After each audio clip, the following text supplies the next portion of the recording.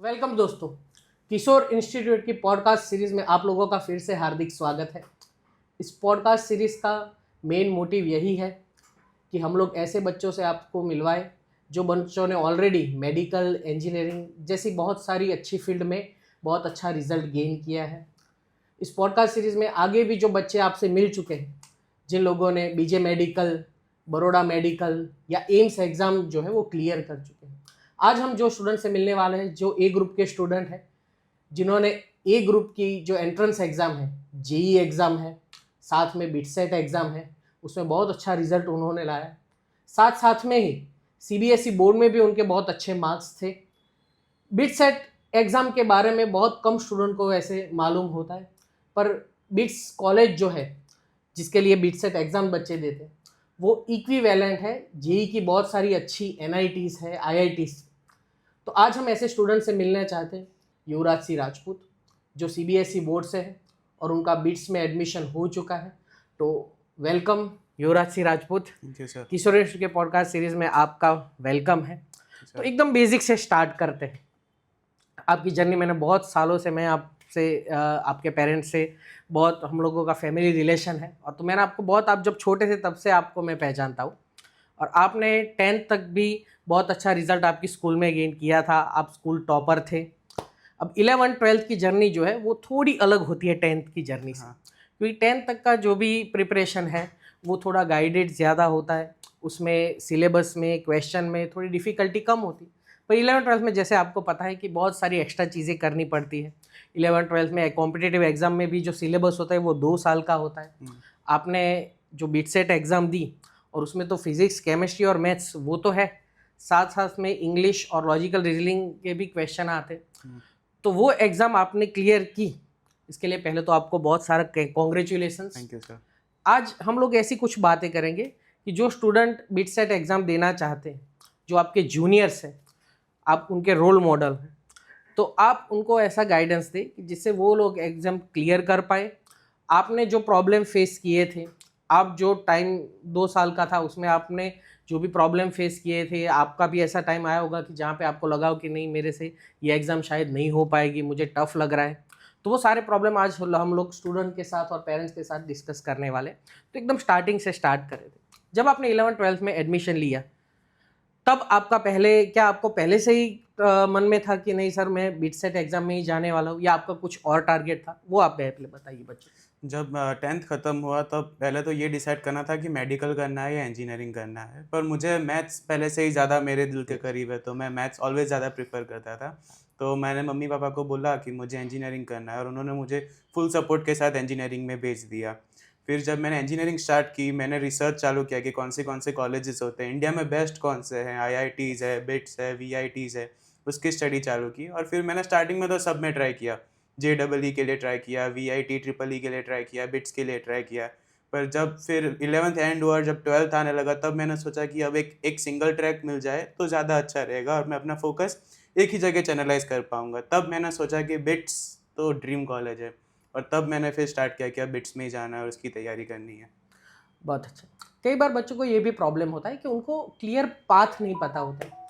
उनका पोटेंशियल बहुत अच्छा होता है, वो कोई भी एग्ज़ाम क्रैक करने का पोटेंशियल रखते हैं, पर उनको पता नहीं होता है कि अगर मेरा गोल ये है तो उसके लिए मुझे ये प्रिपरेशन करनी चाहिए। तो आपको जैसे 11 से पता चल गया था कि आपका टारगेट जो है वो बिट्स ही है, पर आपको ये भी पता है कि 12th में आप चाहे जेई की प्रिपरेशन करो या बिटसेट की प्रिपरेशन करो, साथ में एक एग्ज़ाम आती है, बोर्ड एग्ज़ाम भी आती है। ये जो जेई एग्ज़ाम है, बिटसेट है, वो सब तो एमसीक्यू एग्ज़ाम है, पर बोर्ड की एग्ज़ाम जो है वो थियरेटिकल है, जिसमें आपको थियरी जो है वो पढ़ के अच्छे से समझ के उसको लिखनी है, डिस्क्रिप्शन वाली एग्ज़ाम है। तो आप सीबीएसई बोर्ड में भी आपने 90+ मार्क्स जो है वो कवर किए। तो आपने सीबीएसई बोर्ड एग्ज़ाम और जो बिटसेट एग्ज़ाम है, दोनों का बैलेंस कैसे किया था? आसान तो नहीं था, मतलब सीबीएसई बोर्ड और बिटसेट को एक साथ करना आसान तो नहीं था, पर राइट माइंडसेट के साथ पॉसिबल था वो। मैंने एक क्लियर शेड्यूल बनाया कि जिसमें मैं दिन में स्कूल में, मैं रेगुलर स्कूल करता था, तो दिन में स्कूल में जाके मैं बोर्ड पे ज़्यादा प्रेफरेंस देता था, और मेरी इवनिंग्स को मैं एंट्रेंस एग्जाम्स के लिए रिजर्व रखता था कि मैं इवनिंग में अपने जो सुबह बोर्ड के लिए पढ़ा उसमें और टफ क्वेश्चन सॉल्व करूँ और ज़्यादा डीप जाऊँ।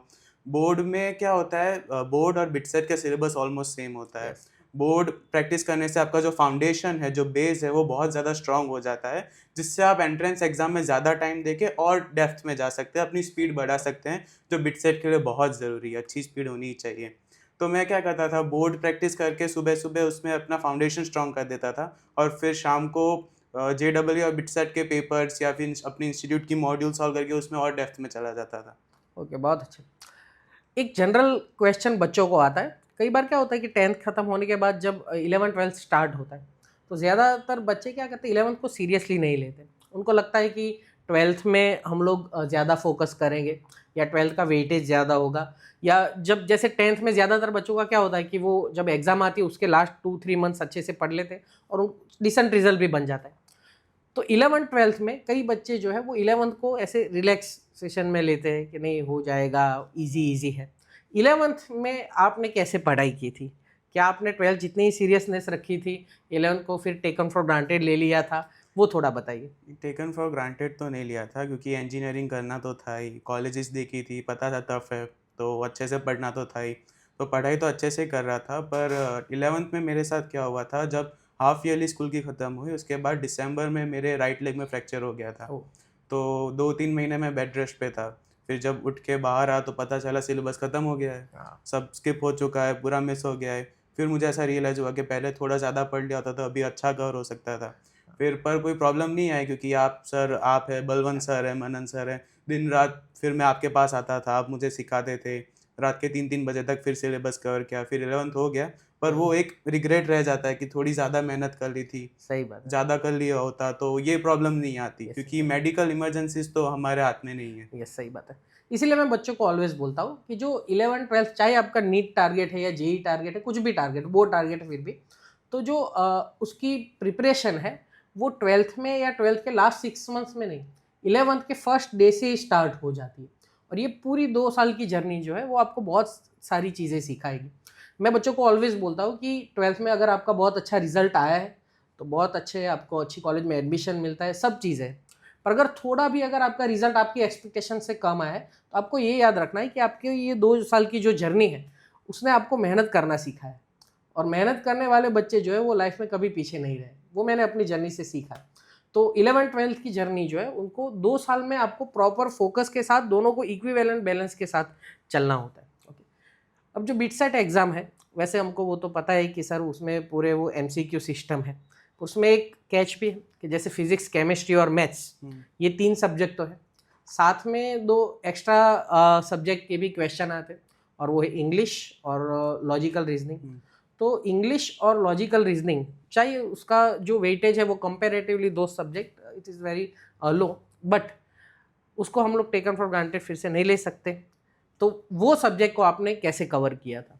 इंग्लिश के लिए तो मैं मतलब थैंकफुल हूँ, मेरी मम्मी इंग्लिश मुझे मेरी मम्मी ने करवाया था, और बहुत अच्छे से करवाया था, इसलिए मुझे कोई अलग से उसके लिए प्रिपरेशंस नहीं करनी पड़ी। मम्मा मुझे ग्रामर बेसिक्स क्लियर करवा देती थी, मेरी वोकैबुलरी इम्प्रूव करवा देती थी। एक बुक उन्होंने मुझे दी थी, जिसका नाम था पावर वर्ड मेड ईजी, वो उसमें वोकैबुलरी इम्प्रूवमेंट के लिए होता था। और दूसरा मैं मॉक टेस्ट देता था, जो मेरा सीक्रेट वेपन बन के निकला, कि उसमें मुझे प्रैक्टिस हो गई और मेरा कॉम्प्रिहेंशन और स्पीड दोनों बढ़ गई।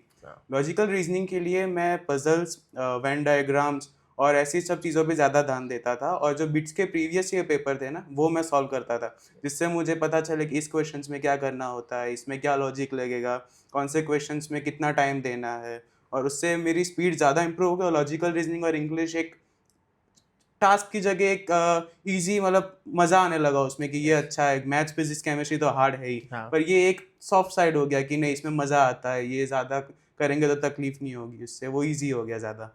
हाँ। तो वो इंग्लिश और रीजनिंग भी बच्चों को साथ में थोड़ा-थोड़ा जो है वो करते तो रहना हाँ, पड़ेगा, हाँ। क्योंकि मेरा मानना ये है कि अगर आप साथ में जेईई की प्रिपरेशन जैसे कर रहे थे, हुँ, तो जेईई की प्रिपरेशन के साथ-साथ वो बीटसेट की प्रिपरेशन तो पीसीएम में तो वैसे हो ही जाती है। हाँ, तो इंग्लिश और रीजनिंग के लिए भी आप लोगों को थोड़ा साथ-साथ में प्रैक्टिस करनी होती है। उसके लिए बहुत सारी अच्छी बुक्स जो है वो आपको अवेलेबल होती है। आप अपने टीचर्स को भी पूछ सकते हैं कि आपको बीटसेट की जो एग्ज़ाम के पीवाईक्यूज़ है, उसमें किस टाइप के क्वेश्चन आते हैं, किस टाइप के इंग्लिश और रीजनिंग के क्वेश्चन जो है वो सॉल्व करने होते हैं। वो इंग्लिश और रीजनिंग को भी कई बार क्या होता है, बच्चे जो है उसकी प्रॉपर प्रिपरेशन नहीं करते, 3 सब्जेक्ट की ही मेन करते। पर अगर जो आपका टारगेट बिट्स है, बिट्स कॉलेज, तो आपको वो सब्जेक्ट जो है उनको भी प्रॉपर वेटेज जो है वो दे के उसकी प्रिपरेशन भी साथ साथ में करनी ही है। ओके। और अगर मैं बात करूं कि जैसे 3 सब्जेक्ट है, फिजिक्स, केमिस्ट्री और मैथ्स, तो आपका सबसे फेवरेट सब्जेक्ट कौन सा था? मुझे फिज़िक्स ज़्यादा पसंद है क्योंकि फिज़िक्स ऐसी चीज़ में जिसमें थियोरेटिकल फंडामेंटल्स भी आते थे और साथ में मैथ्स भी आता था, तो दोनों का मिक्सअप होके मुझे ज़्यादा अच्छा लगता था फिज़िक्स सॉल्व करने में। ओके। तो कई बार बच्चे क्या करते हैं कि मैथ्स जो है, मैथ्स में उनको लगता है कि सर मैथ्स में बहुत टफ चीज़ें आती है। पर एज अ मैथ्स टीचर मैं बताता हूँ कि मैथ्स जो है वो पूरा सिंक्रोनाइजेशन में चलता है, वैसे फिजिक्स हुँ, भी सेम टू सेम। हुँ। तो 11th में जो मैथ्स के चैप्टर थे उसमें आपने 11th के कौन से चैप्टर्स को ज़्यादा फोकस किया था? परम्यूटेशन कॉम्बिनेशन को मैं बहुत ज़्यादा वेटेज देता था क्योंकि मुझे वो अच्छा भी लगता था, ट्रिकी चैप्टर था और वो करने में मज़ा भी आता था। सर ने आपने तो पूरी गाइडेंस दी थी मुझे, हाँ। इसलिए आपके साथ सीखने में ज़्यादा मज़ा आता था। फिर सीक्वेंस एंड सीरीज़ अच्छा चैप्टर थे और स्टैटिस्टिक्स क्योंकि वो बहुत लंबा चैप्टर था, तो उसमें स्पीड गेन करना थोड़ा मुश्किल होता है, तो उस पे भी ज़्यादा कॉन्संट्रेट किया था। ज़्यादातर बच्चों का क्या होता है कि कॉन्फिडेंस, कई बच्चे मुझे पूछते हैं कि सर मेरा कॉन्फिडेंस कैसे बढ़ेगा, मेरी एक्यूरेसी कैसे बढ़ेगी? तो उसका सिंपल एक सॉल्यूशन यही है कि आप ज़्यादा से ज़्यादा क्वेश्चन जो है वो दिन में सॉल्व करने रखो। आप टारगेट रखो कि मेरा मैथ्स, फिजिक्स और केमिस्ट्री, उसमें मेरे मैथ्स में दिन में जैसे 70-80 क्वेश्चन बनने चाहिए, फिजिक्स में भी 70-80 बनने चाहिए और केमिस्ट्री में भी 70-80 क्वेश्चन मैं हर रोज़ सॉल्व करने वाला हूँ। तभी आपकी एक्यूरेसी बढ़ेगी। पहले दिन कभी ऐसा नहीं होगा कि आपने जितने भी क्वेश्चन अटेम्प्ट किए वो सभी क्वेश्चन आपके सही है, सभी सही करेक्ट है। ऐसा भी होगा कि आप जो आपको गिवन टाइम है उससे बहुत सारा टाइम जो है वो एमसीक्यू सॉल्यूशन में लेने वाले हो। एक क्वेश्चन में कई बार ऐसा होगी 5-10 मिनट भी होगी, पर वो सब स्टार्टिंग में होगी। जैसे जैसे आप 2 महीने, 3 महीने, 4 महीने ऐसी कंसिस्टेंसी रखते हो तो उससे आप लोगों का जो है वो एक्यूरेसी भी बढ़ेगी और आपका नॉलेज भी जो है वो अच्छा बहुत सारा बनने वाला है। आप दिन में ऐसे कितने घंटे पढ़ते थे, या आपने कितने एमसीक्यू जो है वो, अगर नंबर याद है कि मैंने सर इतने एमसीक्यू जो है वो मिनिमम सॉल्व किए होंगे? ऐसे नंबर तो नहीं याद है क्योंकि मैं तो बहुत सॉल्व करता था। हाँ। आप आपसे बुक माँगता था, आप हाँ। बुक देते थे, वो हाँ। बुक सॉल्व करता था, तो ऐसे नंबर्स तो याद नहीं है। मैं दिन में अपने शेड्यूल को डिवाइड कर देता था पर हाँ। मैं रेगुलर स्कूल में था इसलिए सुबह तो 7:30 से 1:30 तक तो स्कूल होती थी। तो हाँ। उसमें मैं सी बोर्ड का सारा काम खत्म कर देता था, जो थियरी राइटिंग है, हाँ। प्रूफ दैट सारे या लर्न करना है, डेरिवेशंस लर्न करना है, वो स्कूल में मैं खत्म कर देता था। फिर घर आके खा के मैं फिर ट्यूशन की तैयारी करता था कि कल क्या पढ़ाया था सर ने, आज सर अगर क्लास में अगर ओरल लेते हैं तो मुझे आना चाहिए, मुझे हाँ। ये टॉपिक पढ़ना है, ये रिवाइज़ करना है। फिर ट्यूशन में मैं आता था, ट्यूशन में आप फुल एंट्रेंस एग्ज़ाम की तैयारी होती थी, बोर्ड की भी साथ-साथ में तैयारी होती थी, तो वो पूरा बैलेंस हो जाता था। फिर घर जाके मैं जो ट्यूशन में पढ़ा उसको रिवाइज़ करता था और फिर उस टॉपिक के एमसीक्यू सॉल्व करता था। मॉड्यूल सॉल्व करता था, मॉड्यूल्स में सारे वेरिएशंस मिल जाते थे, पूरा स्पेक्ट्रम था, बोर्ड लेवल से लेके जेईई एडवांस तक, तो वो बहुत हेल्प हो जाती थी।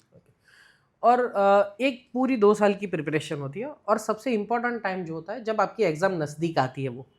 उस टाइम में क्या होता है कि बच्चों ने 2 साल बहुत अच्छी से प्रिपरेशन की होती, पर फिर भी लास्ट के 2 मंथ्स जो होते हैं उसमें चाहे वो टॉपर बच्चा हो या वीक स्टूडेंट हो या मिड स्टूडेंट हो, कोई भी स्टूडेंट हो, उसको टेंशन आता ही आता है कि सर मेरे से नहीं होगा। ये प्रॉब्लम हम लोग हर साल फेस करते हैं। तो लास्ट 2 मंथ्स जो थे आपके एग्ज़ाम से पहले के 2 मंथ्स, 50 डेज़, 60 डेज़, उसमें आपकी क्या मेंटल कंडीशन थी और आप क्या सोच रहे थे?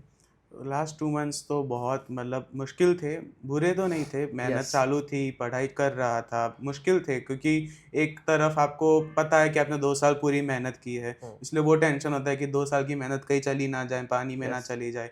एक साइड वो पेरेंट्स के एक्सपेक्टेशंस का होता है, मेरे तो पेरेंट्स ने मुझे फुल सपोर्ट किया इसलिए मेरा काम तो ईज़ी हो गया था। उन्होंने वो हमेशा मेरा पीठ थपथपाते थे, मुझे कहते थे कि बेटा अगर सक्सेस है तो हमारी ताली भी बजेगी और अगर फेलियर है तो हमारा साथ भी मिलेगा। तो पेरेंट्स ने तो मुझे बहुत सपोर्ट किया है। मैं लास्ट 2 मंथ में मेरी यही स्ट्रैटेजी होती थी कि ज़्यादा से ज़्यादा टाइम टीचर्स के साथ बिताऊँ, आपके साथ, बलवंत सर के साथ क्योंकि वो तो सालों से ये फ़ील्ड में है, तो उनको पता है कि क्या पूछेंगे, क्या क्वेश्चन्स आ सकते हैं, कौन-सी स्ट्रैटेजी यूज़ करनी चाहिए, शॉर्ट हुँ। नोट्स है, क्विक चैप्टर समरी है। तो मैं वो ज़्यादा यूज़ करता था। मैं ट्यूशन आ जाता था, उनके सर्स हुँ। के साथ बैठता था, पेपर सॉल्व करता था। इसीलिए प्रीवियस ईयर पेपर्स बहुत हेल्प करते हैं 11th-12th में। वो अगर आप सॉल्व करोगे तो आपका 30% काम ईज़ी हो जाता है। तो मैं प्रीवियस ईयर क्वेश्चन ज़्यादा सॉल्व करता था लास्ट 2 महीनों में। ओके। एक और चीज़ मैं आपके साथ शेयर करना चाहता हूँ। युवराज के जो फादर हैं, वो है किशोर सर। किशोर सर किशोर इंस्टीट्यूट में खुद टीचर है। 9th-10th में सर खुद आज भी मैथ्स पढ़ाते हैं। तो कई बार क्या होता है बेटा कि किशोर सर के आप सन हो, तो कई बार ये होता है कि ये आपके लिए पॉजिटिव चीज़ भी है कि आपको सब जो है वो बेनिफिट मिलते हैं, पर साथ साथ में एक बर्डन भी अंदर के अंदर रहता है कि सर ने आज तक इतने टॉपर्स पढ़ाए, इतने सारे डॉक्टर्स, इंजीनियर्स, आईएएस, बहुत सारे ऑफिसर जो है वो भी किशोर सर के स्टूडेंट रह चुके।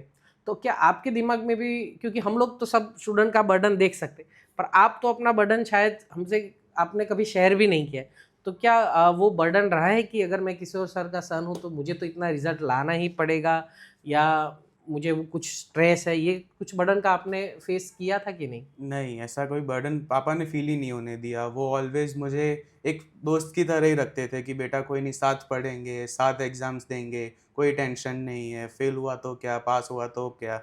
उन्होंने कभी ऐसा बर्डन मुझे फ़ील नहीं होने दिया। कहीं न कहीं मुझे ऐसा लगता था कि किशोर सर का बेटा हूँ तो मुझे इतना परफ़ॉर्म करना ही पड़ेगा, पर उन्होंने कभी मुझे इतना टेंशन दिया नहीं। वो ऑलवेज़ मेरे सपोर्ट में ही थे। उन्होंने ऑलवेज़ मेरा साथ दिया और मेरे हर डिसीज़न पे उन्होंने मुझे बोला ही है कि जा बेटा कर, तेरा चॉइस है, ये तेरी लाइफ़ है।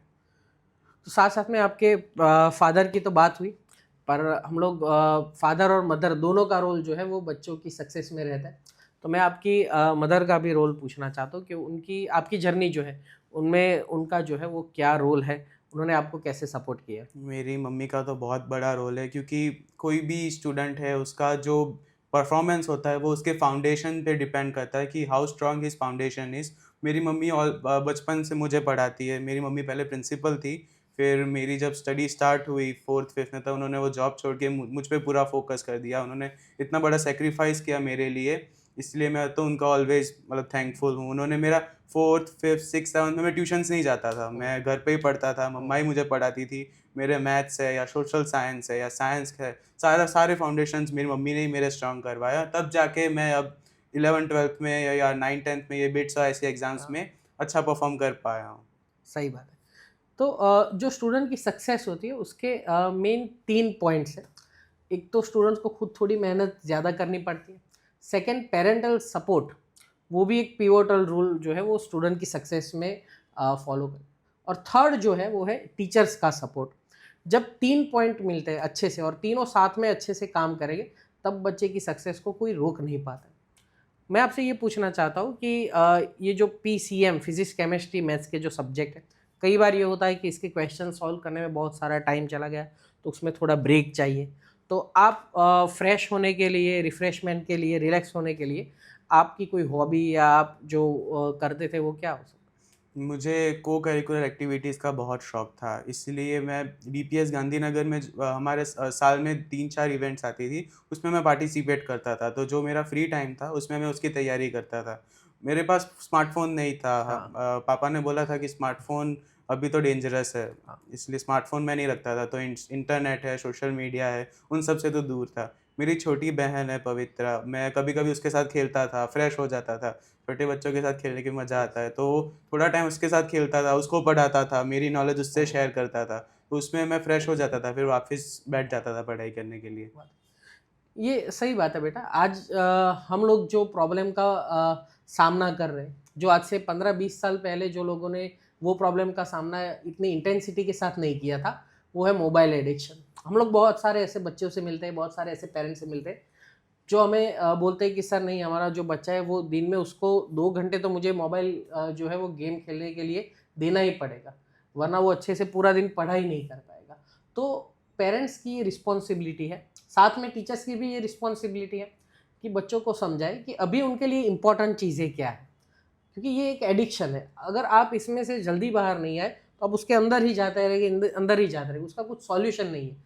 तो पेरेंट्स और टीचर्स का जो रोल है वो बहुत इंपॉर्टेंट हो जाता है इसमें, कि मोबाइल एडिक्शन, गेम्स जो है वो उससे उनको दूर रहना है। हाँ। अभी भी आपने मोबाइल अभी स्टार्ट किया है या अभी भी नहीं नहीं, किया अभी है? भी नहीं किया अभी भी है, अभी नहीं भी किया नहीं है, किया तो क्या है। टारगेट रखा है कि कॉलेज में जाके यूज़ करेंगे या? वो भी पता नहीं करेंगे, क्योंकि अब आदत नहीं पड़ी ना, अब आज तक कभी यस, फ़ोन को छुआ नहीं है, तो ऐसा लगता ही नहीं है कि फ़ोन चाहिए, सारे काम ठीक हो है, जाते हैं बिना फ़ोन के। बहुत अच्छे। तो अब आप जाने वाले हो जैसे बिट्स कॉलेज में, तो ऐसी कौन सी चीज़ है जिसके लिए आप सबसे ज़्यादा एक्साइटेड हो? बिट्स तो सारी चीज़ें एक्साइटिंग है बिट्स पिलाने के लिए। तो 9th जब से साइंस में थोड़ा इंटरेस्ट लिया तब से सुना है कि बिट्स पिलानी बहुत ही प्रेस्टिजियस कॉलेज है, बहुत ही ज़्यादा ग्लोबल एक्सपोजर है। मुझे जो सबसे ज़्यादा एक्साइट करती है वो उनका रिसर्च वर्क है। Yes. बिट्स पिलानी हर एक स्टूडेंट को अपना पोटेंशियल के हिसाब से रिसर्च करवाने में हेल्प करती है, इंटर्नशिप्स देती है, प्रैक्टिस स्कूल्स में भेजती है। उनका एक रूल भी है कि 1 टीचर पर 1 स्टूडेंट, मतलब मेरे लिए एक खुद डेडिकेटेड प्रोफेसर होंगे जो मेरे रिसर्च में हेल्प करेंगे। फिर उनके जो स्टूडेंट लेड प्रोग्राम्स होते हैं कि वो स्टूडेंट को फुल फ्रीडम देते हैं कि आप अपने हिसाब से कॉलेजेस के प्रोग्राम करो। वो मुझे बहुत ही एक्साइट करता है कि मैं खुद वहाँ पे जाके कॉलेज का इंपॉर्टेंट पार्ट बन सकता हूँ। पढ़ाई तो है ही है बिट्स में, पर साथ में कॉलेज के लिए अपना खुद का एक कुछ कर पाऊँगा। मैं अपना खुद का कुछ डेडिकेटेड वर्क कर पाऊँगा। वो मुझे मैं उसका ज़्यादा एक्साइटेड हूँ कि खुद कुछ करने मिलेगा कॉलेज के लिए। और ये भी पॉजिटिव चीज़ है कि जैसे बिट्स कॉलेज की जो एल्यूमिनी है वो बहुत स्ट्रांग है। हाँ, जैसे बहुत सारे स्टार्टअप आप लोगों ने नाम सुना ही और आप लोग यूजुअल लाइफ में यूज़ भी कर सकते हैं। स्विगी है, ग्रो है, उन सब के जो फाउंडर्स हैं वो आई थिंक बिट्स के ही एल्यूमिनी है। हाँ, तो आप लोगों को वैसे शार्प माइंड का गाइडेंस भी वहाँ पे मिलने वाला है। कब से आप कॉलेज जो है वो स्टार्ट करने वाले हैं? सितंबर से स्टार्ट होगी मेरी कॉलेज। सितंबर से स्टार्ट होने वाली है, हाँ। ठीक है। अब बहुत सारी मोटिवेशनल बातें तो हो चुकी है। एक थोड़ा राउंड हम लोग स्टूडेंट्स के साथ रखते हैं, रैपिड फायर टाइप। तो मैं आपसे क्वेश्चन पूछूंगा, आपको सिर्फ उसको 1 या 2 वर्ड्स में आपको उसका आंसर देना है, ठीक है? Okay. Okay. Favourite subject in PCM? Physics. Okay. BITS और IIT in 1 word? BITS. Okay. 1 word to describe BITSAT? Lengthy. Favourite sport? Football. Messi और रोनाल्डो? रोनाल्डो। फेवरेट स्पॉट और मूवी? सुपर 30। लास्ट बेंचर और first bencher? Second bench. Second bench. Hostel life scary और exciting? Exciting. If standard 11 12 science was a movie, what is it called? Collisions and comebacks. One bits fest you are looking forward to? BPTF, Bits Technofest. Okay. One word your friends would use to describe you? Think tank. Who is the biggest cheerleader in your journey? My whole family, my teachers, both. मेरे पापा कहते हैं कि success is not a one man game, it's a whole team support and whole team work. तो बेटा बहुत अच्छा लगा आपसे बात करके। मैं चाहता हूँ कि आप जो आपकी इंजीनियरिंग की अब जर्नी स्टार्ट करने वाले हो उसमें आप बहुत अच्छे से सक्सेस आपको मिले। आप कुछ ऐसा इन्वेंशन करें या आप कुछ ऐसा फाउंड करें जिससे आपको तो बेनिफिट हो, पर साथ साथ में हमारा जो पूरा समाज है, हमारे कंट्री, हमारे इंडिया को ऐसा कुछ बेनिफिट हो, हमारे इंडिया का नोट जो है वो इंटरनेशनल लेवल पे जाए, ऐसी कोई चीज़ आप फाउंड करो। आप आपकी लाइफ में बहुत अच्छी सक्सेस पाओ, आप बहुत आगे बढ़ो, ऐसी हमारी किशोरिस्ट की पूरी टीम से तरफ से आपको best of luck. Thank you sir.